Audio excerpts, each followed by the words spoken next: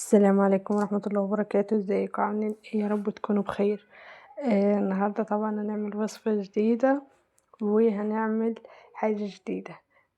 بصوا الأكلة دي يعني الصعايدة أكتر ناس هي عارفاها. دي شعرية هنعملها شعرية بلبن. بصوا في ناس طبعا بتعمل لكم شعرية بلبن، بس الشعرية اللي هي العادية اللي احنا بنحمر بيها الرز.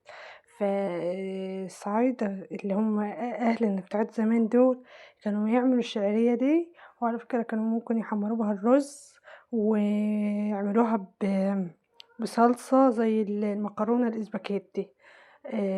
فهعملها معاكم النهاردة بس بلبن، ومرة تانية ممكن ابقى اعملها لكم بتجلية وبطماطم يعني. تمام. دي حلة كان فيها لبن وانا غليته فيها وفضيته في كوباية، وحطيت مكانها مية، وحطيت يعني معلقتين سمنة، وحط الشعرية دي. والشعرية دي احنا اللي عاملينها، امي ربنا يديها الصحة يا رب ويبارك لي فيها وما يحرمنيش منها يا رب. بتعملها عندها وبتديني منها يعني. فاحنا بنعملها كده، انا بغلي مية واحط فيها سمنة، واول ما المية تغلي بنزل الشعرية فيها. بصوا المية مش ما تبقى زيادة عن الشعرية قوي، يعني حاجة بسيطة. شوفوا يعني هي مش مزودة المية قوي. تمام. ومغطيها، واول ما تبدأ تتشرب وهدي عليها مش بتاخد حرفيا يعني من 3 ل4 دقايق سوا. واول ما تتشرب كده اروح موطية عليها خالص وتلاقيها استوت، فاروح ضايفه لها السكر. واول ما اغرفها في الطبق احط لها بقى اللبن.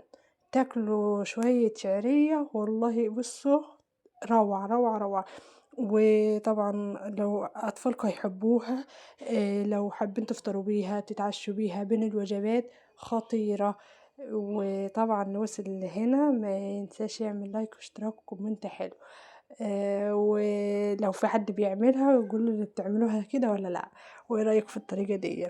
ان شاء الله تجربوها وتعجبكم. هي بتتباع تقريبا في كل حته في مصر، يعني في الاسواق وكده. وفي ناس كتير ما تعرفهاش وفي ناس برضه تعرفها. وتقريبا وجه بحري مسمينها مخروطة تقريبا، حاجة زي كده مش متأكدة. بس هم ما يعملوها يعني عجين يعني، بس يعملوا العجينة ويسووها وهي طرية في على النار تقريبا كده. ايوه. عشان لكن احنا اما نعمل الشعرية دي وننشفها على السطح، وبعد ما تنشف اما نحمصها في الفرن، وبعد كده نبدأ نستخدمها. لكن اللي هم يعملوها دي اسمها المخروطة. العجينة نفسها اما تبقى طرية و... ويروحوا يسووها وهي لسه عجين. ومعرفش، انا مجربتهاش صراحة فمعرفش طعمها عامل ايه. بس فجربوا الشعرية دي وقولوا لي ايه رأيكم. ان شاء الله هتعجبكم. وطبعا ما تنسوش تعملوا لايك واشتراك وكومنت حلو. وبس كده الفيديو خلص. سلام.